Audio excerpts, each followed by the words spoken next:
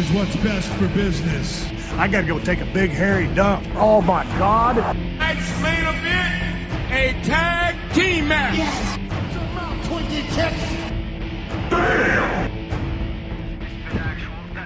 Hello everyone and welcome to Let's Talk Wrestling podcast. It is the Christmas edition. My name is Turbo Tony. We're here with Matt Marstander. How are you doing there today, Matt? Yeah, not today, today, Tony. Yourself? Yeah, not too bad. Do you have a good Christmas? Yeah, I can't really complain. Yeah. I pretty much know exactly everything that I got given, because it was literally, it's like, we can't think of anything, here's a budget, have fun. Yeah, when you get to that sort of age, it's like it's almost like wrestling, isn't it? That you kind of suspend your disbelief about all of it. It becomes more of a methodical set of actions. Sort of thing. Yeah. Yeah, well, everything was fine here. You know me, obviously. You know, I have two kids, so it's all about them and everything. So, but yeah, no, it was fun. You know, it was good.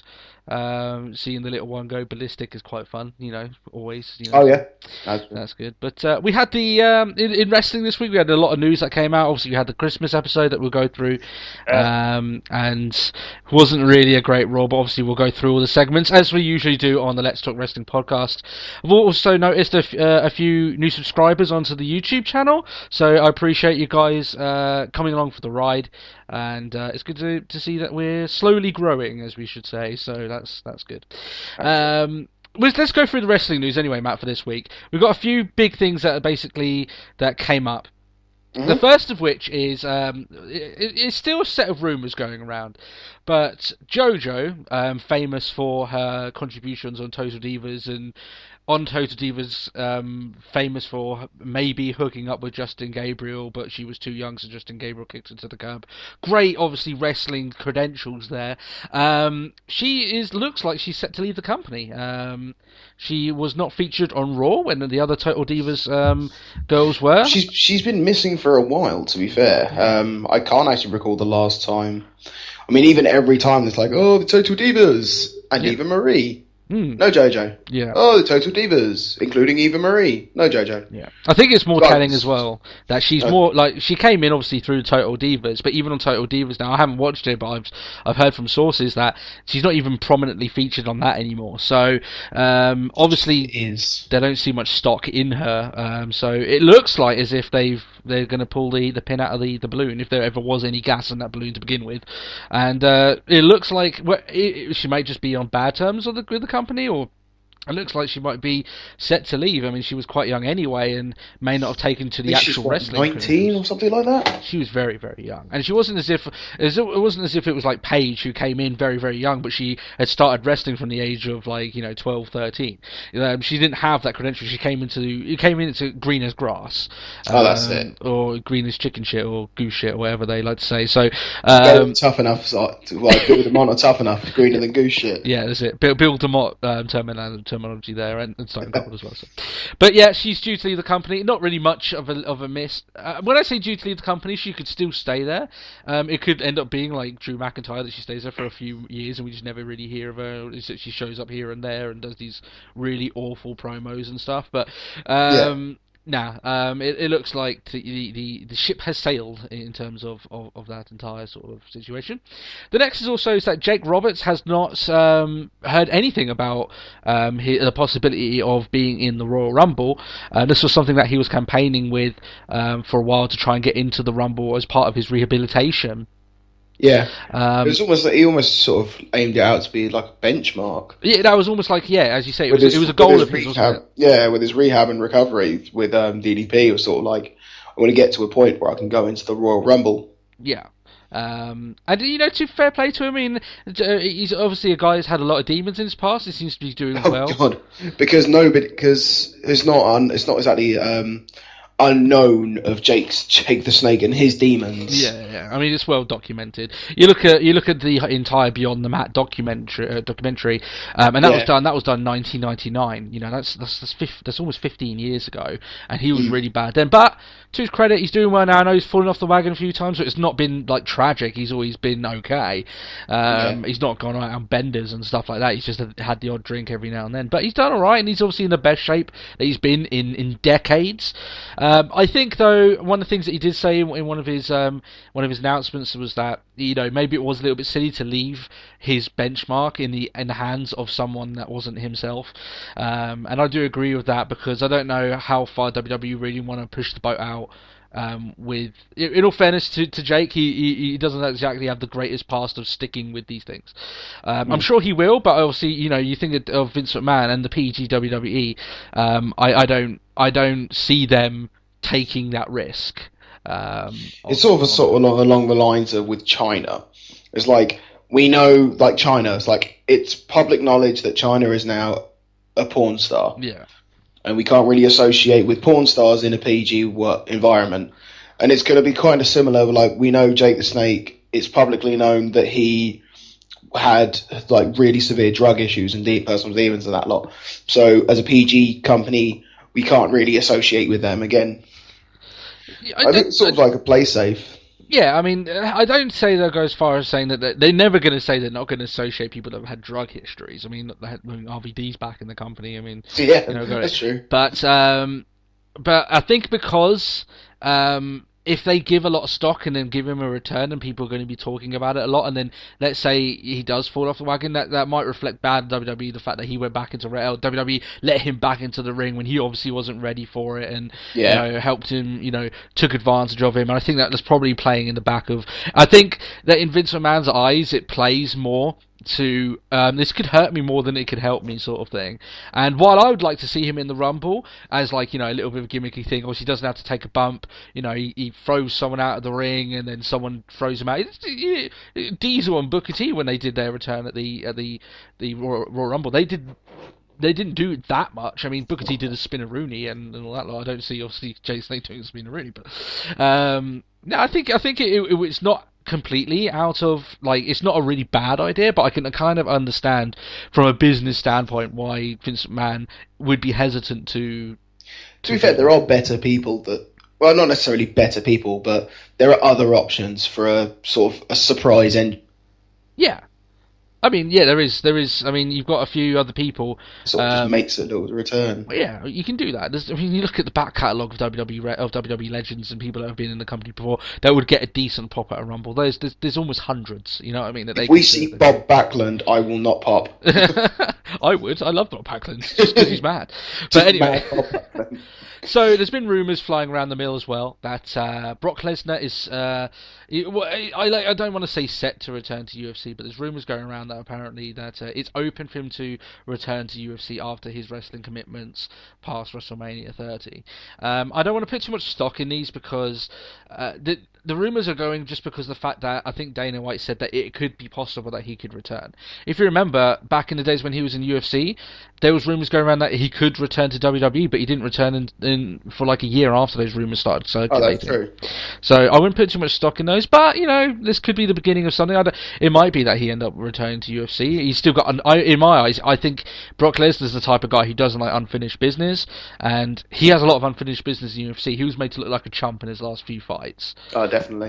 Just sort of like come back stronger, sort of thing. I mean, Cain Velasquez just wrecked him, just made him look stupid, really. And I know Brock Lesnar isn't the type of guy to let that sort of thing slide, for better or for worse. Personally, I don't think he should go back. I think, fair enough, he went and did it. I think that wrestling is going to be a much easier, especially with the contract that he's got. He doesn't really have to. He wrestles 3 times a year at tops. It's not exactly bad on his body. He can do whatever he likes for probably. I don't want to say more money. Yeah, actually, I would say more money. I think there's more money probably to be made in that sector, especially as he doesn't have to share the limelight with better fighters in UFC. I mean, what's your contract along it? I mean, the only thing is, there's a lot more physicality in the UFC as well. Yeah, you're getting legitimately beaten up every Well, every yeah, show, that's it. So I mean, the work that he'd actually get, within wrestling would just be almost like, I'd say a steadier an easier paycheck. Yeah, it would. But then, as people sort of gather from how Brock Lesnar is, maybe the easier way isn't necessarily his way. Yeah, no, yeah, you might be true there as well. I know. Paul Heyman came out and he kind of said that it was silly and everything, but I think you can't fully blank it out that there might be a chance of him going back. But regardless, at the moment as far as I know, he's still contractually obliged to WWE. For until WrestleMania 30. So for the time being, anyway, this is this really isn't an issue until after that happens. So we'll see what the grapevine is closer to when WrestleMania 30 rolls around. You're probably going to have more of an idea of where he's going to come back. If he's going to make an appearance after WrestleMania 30, that he's going to be sticking around for at least a little while. So yeah, we're actually going to do a little bit of TNA news. Wow, this is sort of like groundbreaking for us here. If you guys follow TNA or anything along those lines, or you don't, anyway from just being a wrestling fan, and if you listen to wrestling podcasts, you know who AJ Styles is, and he recently parted ways with TNA as they were running sort of the same storyline that he was going along with CM Punk. When he was he was like leaving the company, outside of kayfabe, and then he would defend the title outside of TNA, but then it did actually legitimately become him leaving the company because they couldn't match on. I've actually seen posters over here in England for shows where like AJ Styles is posted up on there. Yeah, because I think the main thing about that is because they are still talking to each other, and apparently a deal is very close to being done. So he's actually quite set in to be returning after all. Even the fact that they're confident to advertise him in future events. If you're confident enough to, I don't want to say that. I'm not necessarily speaking of like TNA events. I can't remember the name of the company, but they generally average about sort of like an 800, 900 puts like 1,000 people. Well, that's a decent crowd, isn't it? Really? It's a good crowd, especially for sort of like the British scene. Yeah. And they've got some, I can't remember what it is. It's some like competition sort of style gimmick going on, and in which you've got like Chris Masters. Oh yeah. And like AJ Styles is one of the people also listed up for it, and it's just like. So it's really just like I'm out of TNA, but I'm a free agent and I'm going to fucking get to work quick. Yeah. I know that he's got a few stuff. I think his agent actually said if you want to book him for an indie promotion, do it now because he's more likely going to sign soon. So you can get him booked before he signs, and therefore you've got him booked in. But this is a big issue with TNA because they were. We all know about the business debacles that TNA have done. They haven't exactly got a stellar reputation in terms of their contract negotiations. I think RVD said before he went to WWE that he tried to get in contact with them multiple times to try and get a new contract, and they wouldn't return his calls. So he went to WWE instead, and obviously he's on a bit of I imagine he's on a much cushier pay for less work rate on his body now. So TNA don't exactly have a stellar past with figuring out these negotiations, but it looks like he's set to return. If he is, that's good because at least they can complete the storyline. It's not as if they had a champion, he left, and then he actually left the company. That sounds really bad, but it looks like he's going to come back, which is good because I think if he went to WWE, he would be quite underutilized. I think if anyone in TNA had a chance of maybe making it, I think it's Samoa Joe. Yeah. I don't see AJ Styles, as much as I like AJ Styles, I like him. He's a good wrestler. He's pulled off some 5-star matches before that I've watched and thoroughly enjoyed. But I just don't think WWE would know what to do with him. And I think there's a lot of wrestlers that have already been there that sort of feel that role that he can bring to the company. The thing is, WWE put a lot more stock in their developmental program. Yeah. So I think randomly just to go, oh well, big star from TNA, is now free. It's like, let's get him and shit all over everyone else that we're bringing up. Yeah, WWE don't exactly have a great reputation of pushing the guys that came from WCW beforehand. You look at the likes of Booker T and some of the gimmicks he was given, and he fared fairly well considering. Booker. God. But even then, like I said, he still got a career out of it. A lot of the WCW guys just didn't. They weren't treated as if they were even average wrestlers. They were treated like dirt when they came to WWE. I know it wouldn't be the same now, but as you said, they've got guys in developmental that they've been teaching the way to wrestle a WWE style of wrestling. So there's no point in them fishing out money to bring in AJ Styles if they've got someone who they think could be the next big thing, rather than a guy who was good at TNA that might be good in WWE. But like I said, I don't mean that in any disrespect to AJ Styles. Fantastic wrestler, great worker, but now it looks like he's going to go to TNA. I think that's probably the best place for him to be, as long as he gets taken care of course, and it'll go from there. So that's the pretty much the wrap of the wrestling news. There was more, but not really worth your time. The other big piece of news obviously was the confirmation of what we broke last week, that Batista would be returning. We're going to talk about that as we go through the Raw review, because they revealed it obviously during this Raw. I want to talk about their reveal of that. So but anyway, we'll start off with the show. This is obviously the Christmas edition of Raw. Last year, I just want to talk quickly about last year, because I really enjoyed last year's episode. If you remember what happened, Del Rio knocked over Santa with his car. Santa I remember now. He totally no-sold it at the end and then beat up Del Rio, and then John Cena saved Christmas. It was completely stupid, but for some reason I liked it, because it was the Christmas Eve season, and you get those sort of cheesy movies. It's sort of, you're getting the whole sort of like, oh no, like what was it last year? It's like, oh no, Santa's out in our trainer room and they're taking care of him. Will he come through? Will he live? Sort of thing. Yeah, I enjoyed it personally. I thought it was a decent enough show. I didn't have that much of a problem with it. Some people hated it, but I think in some instances people just need to get their head out of their arse and just accept. Sometimes they, I like when they try and do things a little bit different, and they did with that show. It was completely bonkers, but I liked it. This show they tried to do it, and I think it just had loads of misfires, and we'll go into them as we go. So anyway, we had it started off with a promo for the Battle of Christmas. Damien Sandow and Mark Henry. Santa. Yeah. I whenever I think Bad Santa, though, all I can think of is the movie. I just don't know why. I just thought that they're going to have, like... Is that the Goldberg one? No, Bad Santa had Billy Bob Thornton in it. What was the one with Goldberg where he was, like, evil? That was, like... Santa, like, proper going around killing like, people. Demonic Santa, sort of. Yeah. But that looked really sort of weird, didn't it? So I didn't see that in the end. Did you watch that?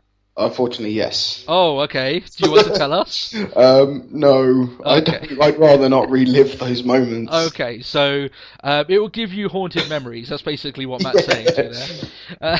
So anyway, they built this up loads throughout the show. I mean, this has reminded me of the promos that were doing at WrestleMania last year for The Rock against Cena. Every single promo segment they had building up to this match, it was for that. And some of it was recycled ones that they used from the week before, which is a bit poor. But which was quite shocking that the actual match when it happened was in the middle of the show. It wasn't the main event. Oh yeah. So I mean, we had Cena though. No one main events over Cena. Yeah, true, and he did main event last year's Christmas one. So I kind of get what you're saying. One thing I do have to say though, I was trying to take the show as sort of I started to suspend my belief as much as I could, and as I was going along, I was just trying to convince myself that Christmas was genuinely in trouble, and that if Damien Sandow would win, I would not get any Christmas presents. So I tried my best. It didn't really go that well. So anyway, so we then obviously after the promo we had the Authority come out. We basically saw Candy Cane giving out candy canes. That's it to the crowd. What was your thoughts on Candy Cane, Matt? The big red gift giver. The big yeah. Oh God. I don't know if they're really trying to. Or sort of like they really are stepping away from like the big red monster. I think when it's like giving out candy canes, but then right at the end he did the flames. So I don't know. It just seems stupid though. I mean they it was a bit of a fall from grace really from the Kane character. I don't think he'll ever get back to the same again. And I mean that's even saying the fact that they've done some pretty silly stuff with Kane when he's been a face anyway, and he's still every now and then been able to come back as the monster heel and everything along those lines. But no, I don't know. I think this when I thought he was going to be donning the suit and doing stuff, I didn't think you'd be doing this sort of thing. Handing out candy canes is the sort of thing you get Brad Maddox to do, because he's that sort of character. But I didn't like that. I'll tell you one thing. It must have been at the start, and I'm pretty sure we didn't get it over here. I don't know. But I hear so many people complaining about like Big Show's New Year Baby. Yeah. I didn't see New Year Baby. No, in England we didn't. I didn't either. Okay, cool. Which is odd, yeah. So, I mean, we can't even review that, so, sorry. But there you go, you get kind of an insight to European WWE Raw. We never saw that at all. And, I mean, I never got round to I heard it was horrendous, so I didn't even want to search it out on YouTube, so... To be perfectly honest, I just didn't want to see Big Show in a nappy, so... Yeah, there's better things, really, I want to see with my time, so... this Raw not being one of them, so... Yeah. And the 12 Diva... Christmas match was the one thing to watch. Yeah. We'll get into that next, because that was the opening match of the show. But anyway, Orton came out and basically revealed himself as a present to the Authority, of which, like, Stephanie looked as if she was close to tears. Personally, if I knew a Randy Orton was so valuable, we should probably breed the guy out and sell him to charity for, like, third world countries. What? Just as part of the breeding program? Yeah, because like Stephanie McMahon was looking as if like Triple H had gifted her the most beautiful diamond necklace. She was close to tears looking at no, that's it. Personally, I don't tears that hadn't been shown since Triple H proposed. Yeah, exactly. It's Randy Orton. Yeah, oh. Yeah. So I don't know. Maybe. I don't know what's going on there, but it was a little bit of an oversell that she was happy to have Randy Orton as a present. I can only imagine the guy just in wrapping paper and slithering into the ring. I don't even want to go there. So yeah, I didn't like this promo really. It was a little bit bleh. A very cookie cutter. What do you think of it anyway? That was cookie cutter. I think the perfect description. Yeah, no, it's pointless. Yeah, it was a bit, really, wasn't it? I mean, I can understand, like, the whole, we're running the place and we want you all to have a good Christmas. Way! It's like a happy Christmas from the WWE. But for literally Randy Orton, just like, I found, like, the best present ever and it's in a gold bow and, well, it's me. It's like, fuck, go away. Yeah. And that's one of the things I actually wanted to say, that I mean, it seemed like he was getting a bit of heat from the crowd, but I had to remind myself this was a taped show, so it's probably got the SmackDown audio treatment. So take it with a pinch of salt anyway, because I was thinking to myself, wow, the crowd are really into this, and I thought, wait a minute, I reminded myself this is a taped show. Whenever you get a taped show, then you will get some of the usual SmackDown audio buzz, where suddenly you think, wow, everyone's getting a lovely pop for what they're saying, and you realise, wait a minute, everyone in the crowd is sitting on their seat not saying anything. You know what I mean? It's like, yay! And everyone's just like, no. Everyone's doing the Miz girl face. Yeah.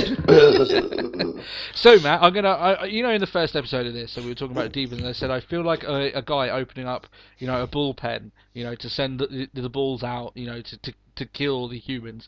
I feel like I'm doing that now because I'm going to unleash you the 12 Divas Jingle Bells.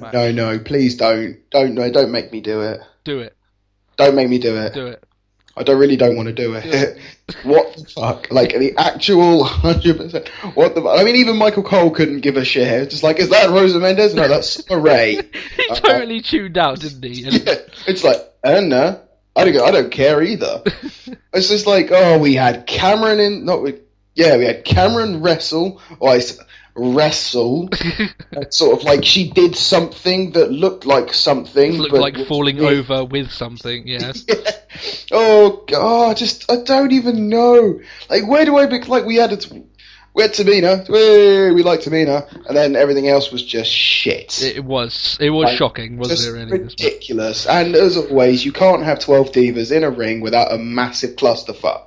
I mean, like last week we were trying to find praise that there might have been some sort of improvement in the Divas division, and we kind of got slapped in the face for saying that because we got shown in this match just what a train wreck these matches can be. The thing is, I find quite funny is like the fact they mentioned Rosa Mendes, and it's like, oh, she's not even here. They had Vicky Guerrero in the match.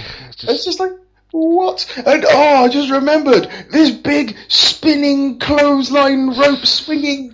What a hot mess was that? Yeah. The hell? The worst thing about that, I can understand what they were trying to do. They were trying to be comedic about it, but every clothesline looked as if they were tapping their opponent. They ended up running out of space in the ring, so it didn't work. Oh no. The one thing good about this match is that AJ Lee was good on commentary. I have to give her props. He was good. Pretty much it. It was literally just something So you sort of lose complete focus of the screen, but pay attention to what you're listening. Yeah, and you hear. She was the best commentator of the group, really. I mean, she called Michael Cole immediately, thinking that was Rosa Mendes. And, yeah, he did. You could tell that they don't give a crap. They don't. They really don't. And at this point, why should their fan base? Because they obviously don't care, and they book it as if they don't care either. They need to stop doing these. We said that last week that when you put the likes of. When you put the likes of Axana, Vicky Guerrero, all these people in the ring, then you're showing the worst side of your division rather than showcasing the best. I mean, that's sort of like, was it meant to be like some Christmas theme? Because like Axana was in her usual get-up, only it was green. Yeah. And like, I didn't see anything particularly Christmassy. Yeah. Except, actually, I quite like Tamina with the bar humbug hat. Yeah, that was good. Yeah, there was a few different attire changes, but that's kind of what you get. Nothing really. It was a color change.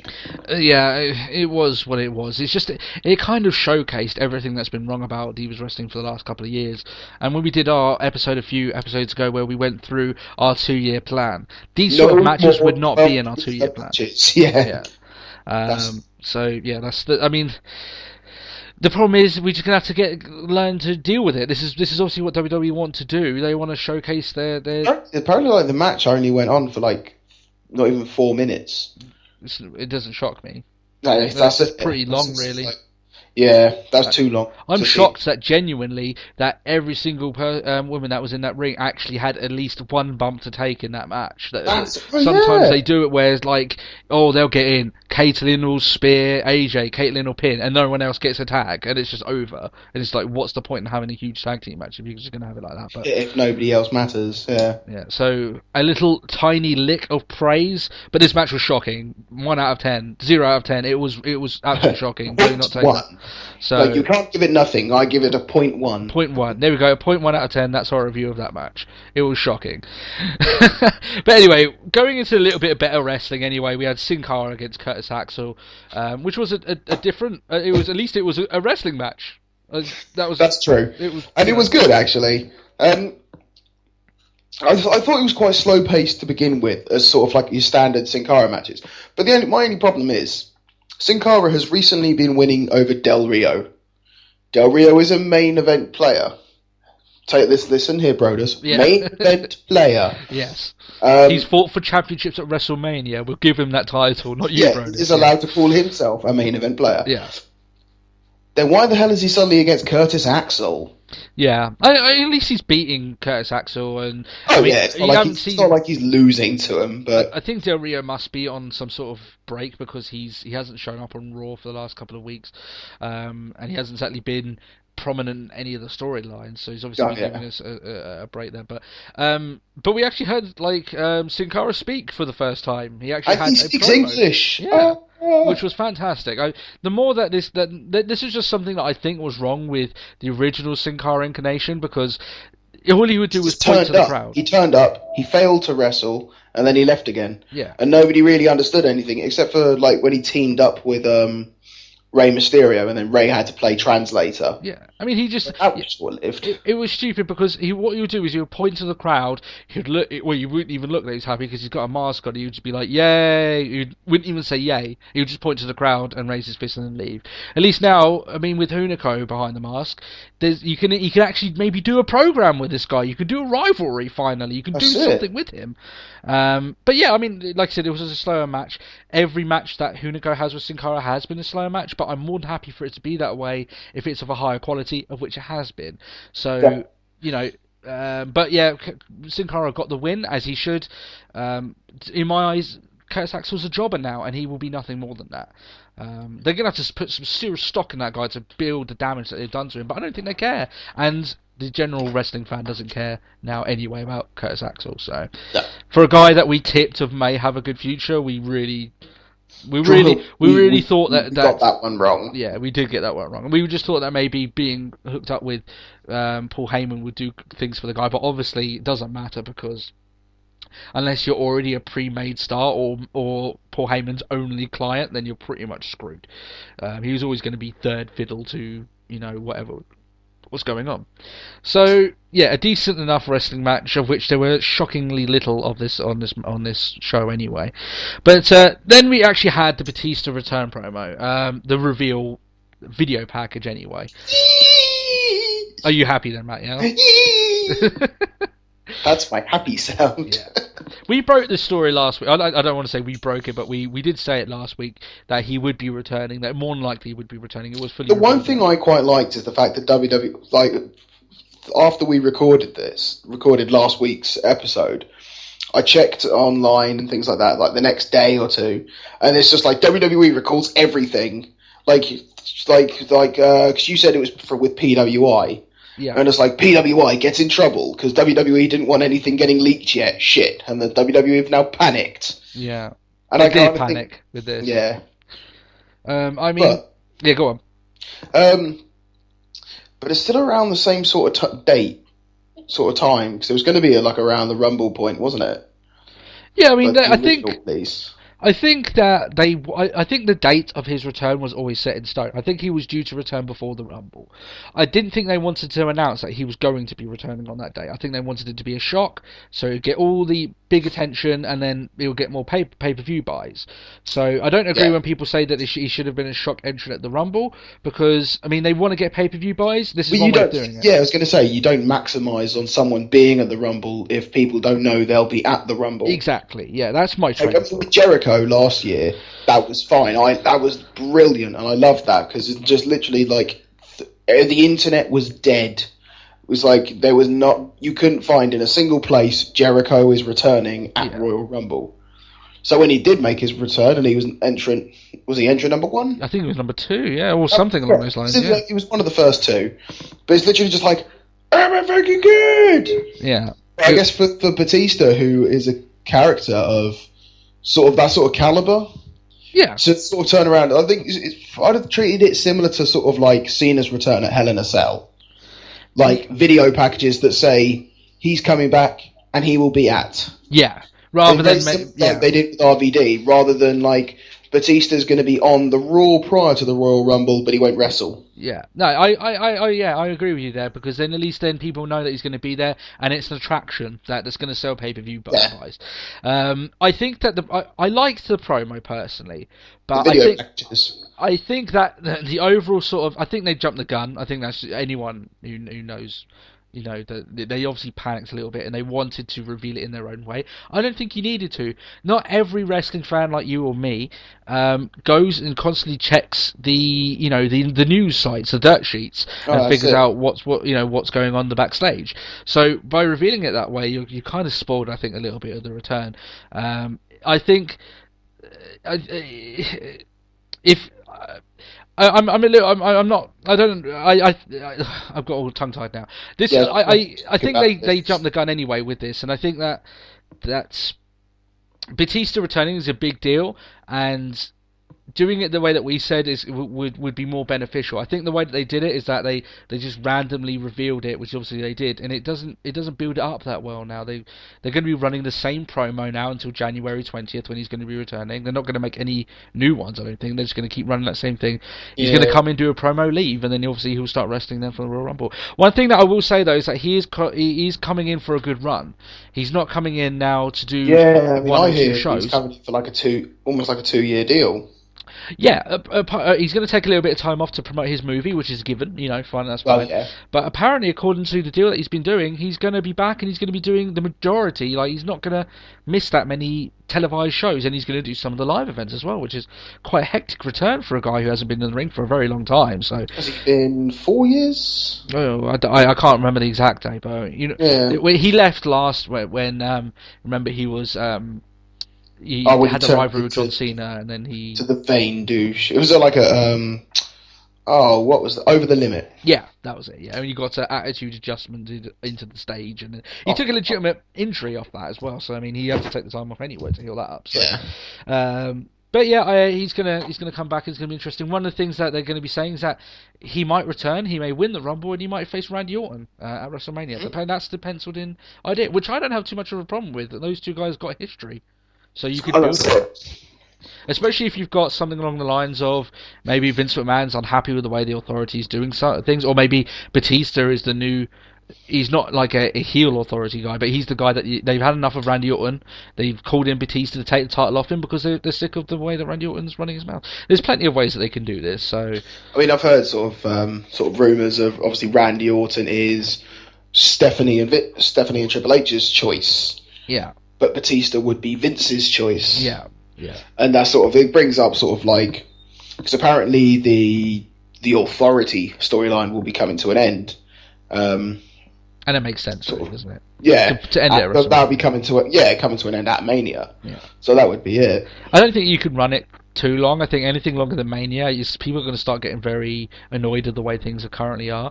I don't mean you need like an uber power struggle every 6 months, but I mean you look at the whole John Laurinaitis people power. That went on, I think, for too long, and people just end up getting really sick of it. They didn't want to watch what was on the TV because it wasn't really gripping, and everyone knew that there was going to be fuck finishes. Oh, and John Laryngitis. Long Laryngitis, yeah. That was the best nickname for him, by the way. Fantastic. People power. But yeah, this is huge, I think, for them, for WWE. They need a guy like Batista back. So there's one thing I did hear somewhere though. So, who would Batista face? I mean, obviously, there's like the whole he can come back and he can win at the Rumble and go on to face Randy Orton. Yeah. But he's wrestled Randy Orton before. Yeah. He's wrestled Cena before. Punk. He's even faced Daniel Bryan. I don't think he's going against Punk. I think Punk came in. He's been in around the same. Must be. I don't think the same sort of time. But he's no. I don't. I'm pretty sure he's. If he's wrestled Daniel Bryan, surely he's wrestled Punk. I know he's faced Goldberg. Yeah. Batista. There is actually a Batista Goldberg match. A lot of people know about it. It wasn't exactly a classic, but it was during the Evolution days, and he had a match against him. But it's just like so. All the current main event stars aren't new, really.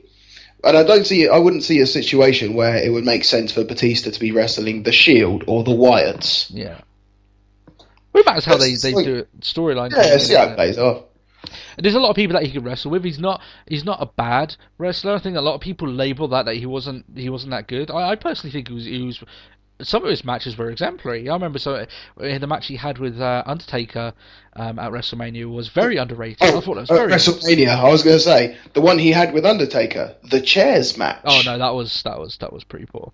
But no, he's had some good matches. You look at the matches that he had with Triple H when he first came into the Ascendancy. They were good matches. They were decent matches, and I think one of the things that Batista didn't like about WWE when he left was the PG side of it, and I don't know how he's going to like it when he goes back. The fact that there's no bleeding, there's no uber violence now. Yeah. But I mean, he's going to have to deal with it now, isn't he? Really? As a company, they found a way around it. Yeah. But yeah, huge news anyway with Batista's return. I think this is a little bit of a coup for him. I do think that because it's not as if they're still. I mean, they've had some fantastic guys coming up in the roster, but every now and then you have to bring back something that genuinely a big name to get people interested, and you can have these guys go against them and build up their own legacies, like the Shield or Wyatt family. They can have matches against Batista. They are interesting matches to have. So interesting. I think they can go with that. So. Next, we had a 6-man tag match, which is one of the more redeeming matches of this particular one. Rhodes and Daniel Bryan against the Wyatt family. These guys have just been pulling out fantastic matches all year. You look at all the guys that are involved in this match. Wyatt family less so. I mean, they have had good matches, but they've been interesting. You look at Rhodes and Daniel Bryan have been pulling out very high quality matches all year. Have you seen on YouTube? Because that's where I found it. Apparently at a live event they had a cage match. What the same? No, it was the Brotherhood versus the Real Americans, and Cody Rhodes did a moonsault off the top of the cage. Oh, I heard about this. Apparently, it was awesome. Yeah, which seems like they might be setting that up for something. No, they might, because normally they do these matches at live shows to prepare for an upcoming big match. Yeah. Yeah, I've heard that. I've heard that on the grapevine that that's the sort of thing they'll be doing. I know that the plan is, of what I've heard anyway, is that they want to put the titles on the Wyatt family, and I understand why. And I think the Rhodes Brothers have had a decent run, with having the tag title, so I'm not too bothered with them losing. I wouldn't be too disappointed to see them lose the titles. Yeah, I mean the Wyatts got came out the better of this particular match, and they. I mean, Bray Wyatt's just fantastic in the ring. We've already talked about his brilliance in the ring, and obviously that he's got good guys working alongside him. But when you look at the guys that are in this ring, and then the guys that are in the other 6-man tag match at the end of the show, that's pretty much your main reasons there why you want to watch Raw each week. So. Kudos to them. You wouldn't see these level of tag team or maybe 6-man tag matches before the Shield came around, and they've started to come back into Raw, and I think Raw's better off for it, personally. I mean, to be perfectly honest, it's no secret that for anyone that's been listening to this, that you and me are really big fans of the Shield. Yeah, we are, and the Wyatt family as well, and and Daniel Bryan, and even the Rhodes family. I've said that one of the most interesting things of this year has been just one of the most remarkable comebacks by Goldust. That he's come back and he's been the lightest he's ever been. He's pulling out Hurricane Ranas. You go back and watch Attitude Era Goldust, he doesn't do that sort of move. He doesn't do anything close to it. Yeah, he's pulling out phenomenal. And when JBL's saying that he's the best he's ever been, he's being genuine. He is now, in my opinion, in terms of in-ring ability, the best he's ever been. And so kudos to him. He deserves all the accolades that he's got. I mean, this is his best run, I think, in WWE, and he's showing that it doesn't matter how. If you think your career's done, if you work hard enough, there may be a way for you to come back. And he's in great shape, Goldust. He deserves it. So, but yeah, this match was good. It was decent, and like I said, this when you look at this six-man tag match and the tag match at the end of the show, those are really the big reasons. Everyone involved in those two matches are really the big reasons why you should be involved in Raw, and that does include John Cena. I'll go into that later. So we had Bad News Barrett. He was out on the streets collecting change. This whole sort of thing, I think, was a misfire again. I liked the first set of promos of Bad News Barrett. The last couple of weeks I haven't been too keen. The reason why I wasn't keen on this one is that I was trying to suspend my belief on this entire show and trying to buy into the fact that Christmas could be. I know.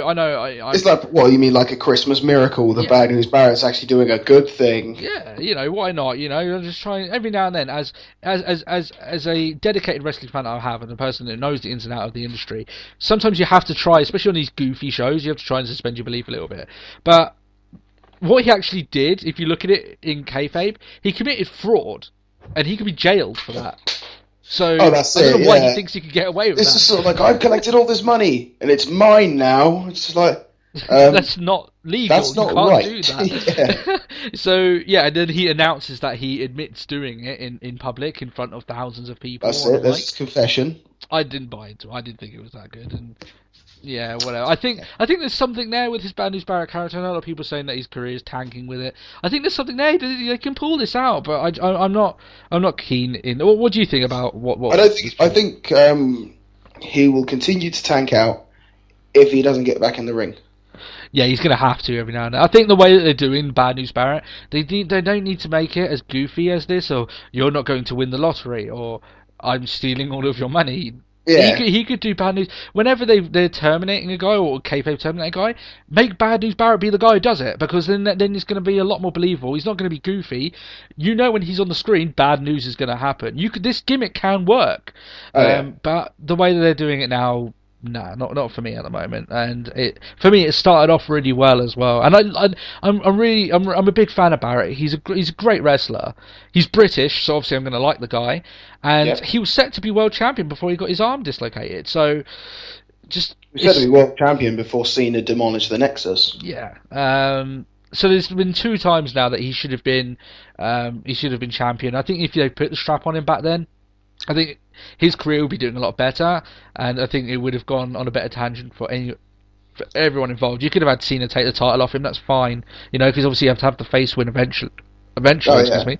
And but no, I think they've dropped the ball, and the way that they're doing this gimmick at the moment, it's just not working for me. I just not, and like I said, when I'm trying to suspend my belief, it's fair enough if if you kind of believe the show for what it is, then he committed fraud and he could be jailed for it. So not really much you could do about that. Next promo, and it just gets bad to worse really, because you've got the sing-off promo, which involved 2 MB because Heath Slater wasn't there. Yep. The Great Khali, Santino, and Xavier Woods and R-Truth in what was Michael Strahan style awkward. It was.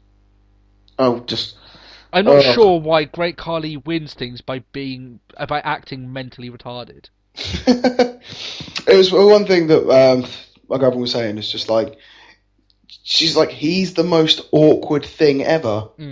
Sort of like he walks awkwardly, he sounds awkward. Just everything about him is not right. Yeah, it's just like I have to agree. I don't get Great Khali. I don't understand his purpose anymore within the WWE. Yeah, I mean, the first few times it was slightly funny, you know, the fact that obviously he can't speak and he's been memed to shit, you know, over since memes have started becoming a huge thing. About the fact it's like what if the Great Khali is dropping pipe bombs, but nobody can understand him? Yeah, he's probably the best guy they got on the mic, but no one can understand what the hell he's saying. But I highly doubt that anyway. But this was just really awkward. It was really bad. It just didn't serve a purpose. It looks like what I said last week anyway, the Funkadactyls are going to start being with Xavier Woods and R-Truth. Good for them, I guess. I guess there's something for them. But these sort of segments, they're not funny, they're just awkward, and it makes people want to turn the channel, which I don't understand why they want to book stuff like that. Obviously they don't want to book it like that, but it comes out that way, and I don't know why they would think it would be anything other than that, considering the way that it was written. So that's the only thing I can really say. Fandango went against Dolph Ziggler in a Christmas present on a pole match, which sounds like exactly something out of Vince Russo's Jericho on a pole. Yeah, doesn't it? Yeah, it sounds like a Vince Russo classic, really. You know that they. It reminds me of some of the matches that they've had TNA recently, which is the Feast or Fired, where you get 4 briefcases and you've got like a quarter of a chance of being fired. But there's like 20 people in it. If I was intelligent, I just wouldn't take part in the match. It's that sort of thing, you know. It's a bit silly. This match itself, I guess the premise wasn't as bad as that, you know. Fair enough. They're doing Christmas. And it gets an IC title shot. Yeah, I mean it meant something at least. But the match itself was pretty poor. It was almost like they focused solely on that corner of the ring. But they kept going up the turnbuckle, one person fall off, one person get back up, knock the other person down. And eventually, Dolph Ziggler does the usual way. He takes an epic bump off of the steel steps, and then Fandango wins. I didn't think this was that good. It was slow. It didn't really seem as if it was going anywhere at times, and there wasn't any really good wrestling in it, in my opinion. No, it was pretty much just like a 5-minute scramble. Yeah, which isn't entertaining by any means. And I remember last week they were saying on commentary that Ziggler apparently is going to be starting his great comeback, and he got the win last week, so he's back on good terms, and that lasted all of a week. So Ziggler's great comeback is been and gone already. It didn't even see 2014. So yeah, it's going to be Fandango against Langston for the IC title. I think we all know who's going to be winning that match. Fandango. Yeah, sure, why not? He'll dance circles around Langston. Yeah, why not? No. That's literally... Well done, you're walking into a hurting. Yeah, you're walking into essentially a squash, so... Well done for you, Fandango fan. I personally would have liked to have seen a Ziggler-Langston match to see the two have a decent match on Raw, even if Ziggler loses, but... You know, it's a bit of a fall from grace from this guy, and you've got to feel bad for Ziggler because he was world champion, he was on top of the world, he had that huge monster pop on the Raw after WrestleMania. That's probably going to be the greatest moment of his career, where he cashed in and won the belt. And you look at him now, after having that concussion, where Jack Swagger literally kicked him down the roster. He gave him a concussion and kicked him out of contention. That's pretty much it, yeah. Because he just hasn't been around since then, and it's a shame, really. The guy's obviously got talent. He's getting overlooked. I think that Raw after WrestleMania is going to be the best moment of his career. I don't think you can top that now for Dolph Ziggler, because they're obviously not going to put a long-term stock in the guy. So a bit awkward, really. But it's a shame, because I really enjoy watching Ziggler wrestle. He can have good matches. He doesn't get a lot of time nowadays, though, and it's hard for a guy because he obviously doesn't get a mic. He doesn't really get a chance. I don't think he's fantastic on the mic by any means, but they give other guys who don't are just god awful on the mic. some time. Give him some time at least to sell himself. I remember saying you told me once that you watched an interview with him that the first 3 years of him being in the company, he didn't ever have a mic in front of him, so there's nothing he could do. And that's pretty much the story of Ziggler's career. They don't give him any backstage segments. He's sort of irrelevant at the moment, so it's a shame. The guy's good. And to come from the roots that he had from being in the Spirit Squad, that takes some doing, so... Oh, definitely. Yeah. I sometimes sort of completely forget about the fact he was ever being in the Spirit Squad, or it might just be me trying to just forget the Spirit Squad. One of the two. Well, they were basically jobbers made for DX to destroy during their year. And they wore green, so they actually wore DX green, so it's almost like, you're our bitches. It essentially wasn't it? They were there to get paint and feces put on top of them and have the odd matches where they got demolished. I mean, they had 5-on-2 tag matches and they were buried during those matches. Yeah, that's it. You can't really say much about that, but they were what they were, so they were there for a reason. They served that purpose, I guess. So. I mean, Instant Heat being male cheerleaders, really. So it kind of was a bit of a genius move by them, but Darren Young didn't R-Truth on this show, and he forgot what town he was in momentarily. Yeah. Houston. No. Whoops. Yeah. I quite like that little there was quite a good little comedy skit actually, because he's just like, "Oh, come on, I just want to do it again. Go on, give me a second chance." And then he stalls and he's just like, and just panics and hands the mic back again. It's just like, you can't do the mic. I love the fact that the crowd did get on top of him as well. That was good, and they did a few good chants, saying Houston sucks and stuff like that, which was pretty good. From Austin. Yeah, that's it. Yeah, but I mean, when R-Truth did it, it was a little bit more painful because he didn't realise that he did it. At least Darren Young realised straight away that he had done. He said the wrong thing. That's it. But. It's not as painful as when R-Truth did it, when he was like, Green Bay, what's up? And then everyone just went, we're not Green Bay. So he was waiting for everyone to say what's up, and it was just very awkward. Everyone's like, I don't know. Go ask the people in Green Bay. Yeah, they wrestled Usos anyway, and it was an average match. It wasn't great, it wasn't bad. But if I were Darren Young, I would, at the end, I would have taken the mic and said, sorry guys, thanks, and I hope to come back to San Antonio again. You just purposely get it wrong a second time, just for the crowd reaction. I would have liked that personally if they did that. Obviously, it wasn't premeditated, so they couldn't do that. But even though he's a face, you can make yourself a heel in the odd town every now and then, and that way it builds towards your character. Every single time he goes into Austin, then he's going to have that reaction. Remember the last time he came to Austin and he completely forgot where he actually was? Oh yeah, dumb bastard. And he's going to get heel heat, and you could play him as a heel for that night that they're back in there. So I think that could have been, that was a wasted opportunity, that he could have purposefully then got it wrong a second time, and that could have been something quite fun. So we had the battle for Christmas, Bad Santa against Good Santa, which they were just told that it was just Santa versus Santa by Justin Roberts, and JBL was quite upset. He was going, no, it's Good Santa against Bad Santa. He was very upset that Justin Roberts wasn't doing that. And too right, because, otherwise who would you know? How would I know? Yeah, exactly. How am I meant to tell the difference between Mark Henry and Damien Sandow? Yeah, exactly, but... This match was pretty slow paced, and I think one of the things that they did, it was basically a spot fest. They had loads of things. Why was a toilet in the ring? I have to ask this. This is one of the things. Christmas asked for a toilet. Yeah. It's a bit odd, isn't it? But one of the things that I tell you what, that I was watching this, and in and out was my wife, doing her usual things, and she said to me, "Why would it be so bad for your face to be stuck in what seems like a perfectly clean toilet?" Yeah, literally, I noticed that actually when it fell over, and it's like, that hasn't even been touched. That's like fresh off the shop floor. That's whiter than the ring mat, you know what I mean? And he's treating it as if it's the worst thing he's ever. Mark Henry did an acid fart into that thing. Yeah, I'm going into the toilet that's been brought. It still smells like B&Q. Yeah. It still smells like the packaging it came in, a cardboard. Yeah. Oh dear. Polystyrene. Yeah, no. So bear in mind, I'm trying to suspend my belief throughout this entire match and thing. It was hard for me to keep suspending my belief, but yeah, it was. Some bits of it were funny, I guess, except the fact that they did the same spot twice with Damien Sandow still figuring out how to use a fire extinguisher. Oh, Which, yeah. you do it once. It doesn't actually seem like a problem at all, because Mark Henry's just like, oh, look at this, I have the fire extinguisher. Yeah. It works. It seemed a bit odd. But I mean, what was your thought about this match anyway? Do you think it was decent enough, or am I being too harsh on it? Okay. Essentially that.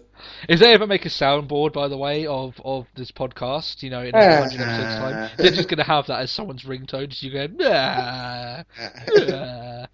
So maybe I'll put that on my phone for when you send me Game on Words with Friends, and then that way I know. Yeah, I didn't like this. I didn't think it was as good as the match they had last year, where Santa no sold and then came in and attacked Del Rio, and then it was kind of it was gimmicky, but it was at least enjoyable. This wasn't as rather than the representatives. Yeah. And it seemed to end very abruptly. It seemed like as soon as they were sort of getting into things, he just did the World's Strongest Slam, and then it was just over. And then that's pretty much how any Mark Henry match is. Yeah. So that's really all you can really say about that. And they built this match up as if it was the second coming, and it really wasn't anything that special. So, so they had a promo afterwards. I mean, they had a good chunk of the show after this match. This match wasn't anywhere close to the main event. They had a few promos, they had a few matches actually. After that, was I'd say about an hour 15 minutes into this show, so it wasn't exactly the main event. And then you had a promo with CM Punk, Langston, and Cena. I didn't particularly like this promo. I think it was okay. Just what the hell's going on with Cena? I swear Cena's on drugs, but he's using his position within the company to escape any testing. Because he just that promo was just bizarre. just like, whoa, yeah, and we're doing it, and then it's going to happen. And it's I know that's almost like a standard Cena promo. It's almost really, it's like, whoa. It's like that kid's getting the N64 at Christmas and just saying loads of things about how it's awesome. And just yeah, this is awesome, we're going to go do this, and we're going to with CM Punk saying he got Christmas presents in the form of tag team partners. No. Not for me. CM Punk, all the guys in this, I mean, Cena's a good promo guy, Punk's a good promo guy, Langston's okay, as far as what I'm seeing from outside of a WWE ring when he's been in NXT, he's been okay. But, this didn't seem that good to me anyway. But the Real Americans went against Los Matadores. Oh, why? I mean, it was good to see Coulter back on the mic at least, except for the fact that Jack Swagger looked like a total doofus doing the whole "they're walking across our borders." He seemed like he really enjoyed watching his fingers go across nothing. Whereas, Cesaro's there going, "Yeah, okay, they're going across our borders," and then Jack Swagger seems like he really enjoyed showing everyone exactly what they were doing. Look at my fingers! Look at what they do! But I'll tell you one thing. We've already said that before with Los Matadores, that their gimmick is starting to get a little bit tiresome at this point. Do they really have to say "Olay" at the end of everything that they do? Do they say "Olay" when they ejaculate? Do they say "Olay" when they pay their taxes? Once they finish taking a shit? Yeah, what do they say? Down in the toilet Olay! And say "Olay." I mean, they don't have to do it after every roll-up, when they tag in their tag team partner, when they jump into the ring, when they look at each other, they say "Olay." They don't have to do it all the time, really, do they? Los Matadores can just Olay away. Yeah. The gimmick has already got old, already, for me. And they're not exactly going anywhere. They're just getting odd wins and whatever. I don't think they've been beaten yet, but it's not as if they're going in and beating the likes of the Shield or anything That's like that. It. So it's well done. The one thing that they've got as a gimmick is that they've got a bull. El Torito, and it's nothing different really from what they were doing before as Epico and Primo, except for now they're a little bit more relevant because they have some semblance of a gimmick. They have a bull instead of a slut. Yeah, that's pretty harsh, Rosa Mendes. I don't know. Dude, you sort of a bit risque when you get turned around and said, "Sorry, Rosa, we can't have you on main event because that's Saturday morning kids TV. Yeah, that was. You don't look appropriate for it." Yeah, okay, I get your point now. Yeah, so I kind of forgot actually that she got technically banned from main event, and I don't think it was main event. It was Saturday Morning Slam that she was banned. Something like that, yeah. Something like those lines, but. The next match, just continuing a grand run of matches. I I'm being sarcastic. Kofi Kingston against Ryback. I completely forgot about this match. Yeah, Ryback, and I can't believe I'm actually saying this, actually got a shock victory over Kofi Kingston. It was shocking that he beat him. I was genuinely shocked that Ryback actually got a pinfall victory over the guy. A clean victory, can I say. But yeah, the only thing is, it's just like I spent the whole match just like, oh, I don't care. I mean, WWE sounds like put I'm just waiting for the match to be finished. I mean, like, a win over Kofi Kingston doesn't mean much. They haven't put stock in either of these guys for a long time now. This was a filler match in every sense of the word. It wouldn't be surprised. It would surprise me on Raw next week. Kofi Kingston gets a victory over Ryback, and then they have a rubber match, and they put that as a filler match on a pay-per-view because that's what they love to do in a rivalry that no one gives a crap about. So, oh yeah, that's it. Whatever. At least it isn't Miz against Kofi Kingston again, I guess.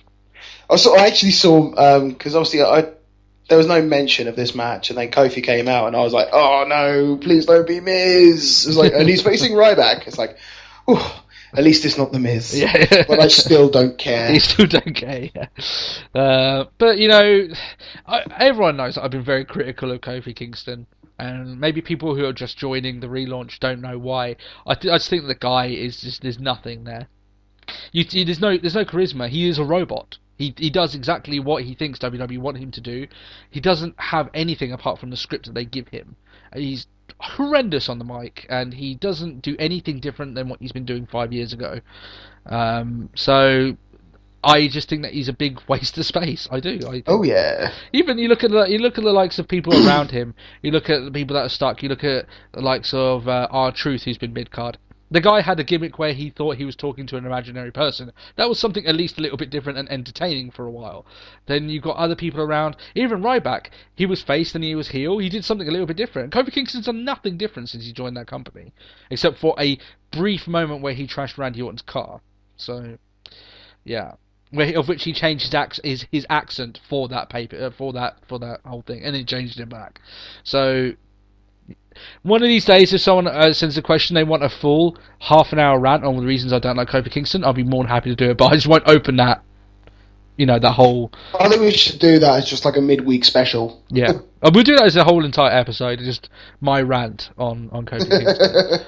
I mean, the guy's a decent wrestler. He's fair enough. I mean, I wouldn't watch the same episode of The Walking Dead over and over and over again, because eventually that would get boring. No matter how good the episode is, you've got to do something different. So, that's, I guess that's a little bit of a good analogy anyway. But so we went to the main event, and it was Shield against John Cena, Punk, and Langston. And this is finally a decent match on this card. I mean, there was a few good ones. This one, the other 6-man tag match, and the 12 Divas Jingle Bell. No, of course it wasn't. The Sin Cara Curtis Axel match was halfway decent. So there was a few good ones. And, I mean, when you look at what I was saying before about guys that have been doing good stuff in the ring, Langston, obviously, they're giving a good push. They're actually giving him a good push as the IC champion. He's beating people as the IC champion, which is odd for what they've treated both the titles like. That's it. Especially considering, like, the IC title is pretty much just like a meh title for a while now. Yeah. And he's getting... I mean, even he's beating people on the main stage as well. Yeah. So it's sort of almost trying to sort of step it up as like, well, he is the IC champion, but he's still this good. Yeah. Like, don't think he's not just a mid-card guy. Yeah. He's not a mid-card wrestler with a mid-card belt. He's sort of trying to bring something back to it. Yeah, I mean, he's a rising star. They obviously got to see something in the guy. And, he had those couple of really bad weeks where he was on commentary and he was poor. But, oh, yeah. I mean, we know he's better than that. It's not as if that's the limit of his promo abilities. He's obviously just mouthing off what WWE want him to say. Yeah. When he comes good, I imagine he'll come he'll go very good for the company, and he'll mature, and then he'll obviously be able to, sort of forge his own way. But in terms of in-ring ability, I've got nothing really bad to say about the guy. He's decent. He's not horrendous.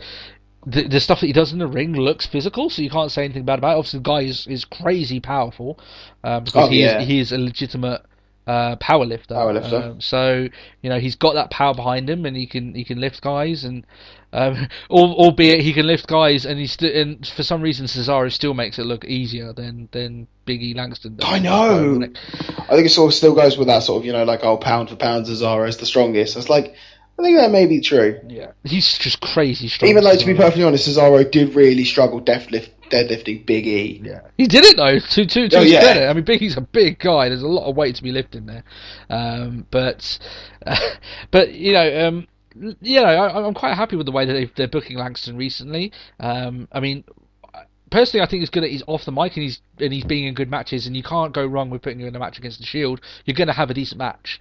Oh, that's it. Yeah. I mean, out of every all the matches that the Shield have, 19 times out of 20 is going to be at least a 4-star match. I mean, I can't really recall a bad match off the top of my head. Yeah, you can't. All you can think of is really stellar matches that that group have had. And you look at the likes of the fact they are going to be pushing Roman Reigns as the next big thing. What a stepping stone from this group. And people are going to remember the Shield as being one of the really well-booked groups of this year. They've been booked phenomenally well. All the things that we've said bad about this show and the stuff that we don't particularly agree with WWE, they've booked these guys well. Love it. Yeah. They couldn't have booked these guys any better, in my opinion. They've done really well with the Shield, just with their entrance, the gimmick, and the way that they've booked these guys as genuine contenders, as champions and winners. They have lost every now and then, but they've still managed to keep it up now. They still have that same sort of pop when they come out of the crowd, so you've got to commend them on that. You look at the likes of Punk as well, who's had a fantastic year. Some of the matches that he's had have been 5-star, which you expect from him now. He's a very good wrestler. He could have a good match with almost anyone. He's almost like Bret Hart in that way, that you have a match with him and he'll make you look better than you are. Which is a very good trait to have, I mean, Bret Hart had some very good matches with some not very good wrestlers. So, and John Cena, as much as we say about we don't like his character, the guy can pull off a good match. And WWE still have a huge amount of stock in this guy. They basically want him to drop dead before they finish pushing him. So, that's it. He's still something interesting on this show every now and then. His character needs to change, but I mean, we've been around this before. Anyone who has their own details, we are part of the crowd that say Cena sucks rather than let's go Cena. We will say that now, but I'm not as bad on the guy. All the problems with the Cena character, I don't think are particularly down to him. It's the way that that WWE want to book him as this just incomparable guy who just cannot be beaten. That's it. So as much as we can say from there. But yeah, this match was decent. There was a few good spots, a few good slams. It was physical, as you'd expect from as always. But Raw overall was pretty poor this week. For a show that I was genuinely trying to go out of my way to try and enjoy. You know what I mean? Oh, that's it. And almost sort of take full face value as well, and literally just like buy into like, oh my god, even though I've already spent like £400 on presents. Like he says, like, but it may all be cancelled and it'll go for nothing. Then I will take them out of my backyard and I will crush them with a stone because they mean nothing. Sort of thing. Why my children cry because I'm smashing their Daddy, why are you doing this? Because Damien Sandow cancelled Christmas. Look at his face. This is evil Santa. No, but no, it wasn't a great show. It wasn't a great show really to end. I mean, we're going to get another one before the end of the year, so it's not really the end of year show. But I wouldn't say the end of the year. No. Well, it's the 28th today, and today's a Saturday. 3 days, it will still be the 31st. So it's New Year's Eve next Raw. Yeah. Oh, technically it'd be the 30th. Sorry, because it'd be 29th. Yes. So yeah, there's one more Raw before the end of the year. So I mean, it's not going to be. I mean, they're probably going to do the best of. I mean, I know they did the Slammies, but they're probably going to do not a clip show. They're going to have matches and everything, but they're probably going to be doing a lot of video packages. They've been doing this whole sort of like top 25 matches of this year. Yeah. So I think that could possibly play into part. Yeah, they're probably going to show some of the best bits of the year, and then they'll go from there. Because it's easier, then it's not as hard. They don't have to fill as much time, especially on 3 hours of Raw as well. And one thing I did notice as well is that I managed to get through Raw a lot easier this week. Obviously, not having to do the pay-per-view. One of the things that we said last week was the fact that 6 hours was a lot to get through, and we struggled to get through that, but it wasn't as bad this week.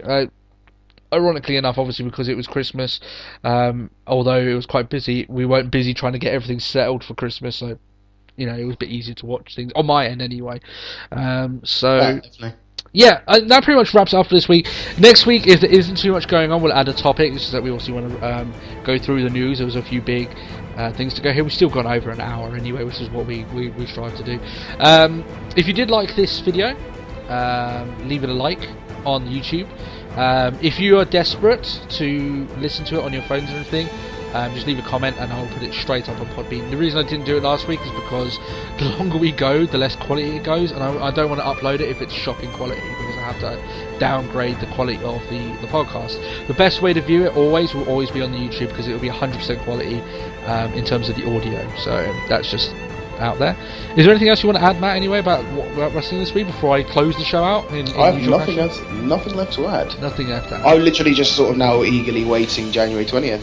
Yes, I think that at least it gives us something to look forward to. And that's it. Interesting to see. Even if it isn't just because, like, I'd rather wait for the Royal Rumble, but Batista's return, yeah, I'll wait for that. Yeah. So, and remember, next time that you ejaculate or have sex, just say "olay" at the end of it for us, okay? So, all right, guys, thanks a lot. We'll see you again next week for more Let's Talk Wrestling podcast. If you enjoyed it, follow us. Not follow us, subscribe on YouTube, and like and subscribe as always. Yeah, all that Google stuff that they keep adding in that I don't want to do, like Google Plus and all that crap. So, yeah, and all that business. Like I said, I have noticed that there's been a little bit of movement in the last couple of videos. So anyone that's subscribed and listened to this, we appreciate it a lot. It really gives us a boost to do the videos. So thanks a lot for that. And yeah, we'll catch you next week. We'll catch you soon. Yeah, thanks a lot. Now, bye bye.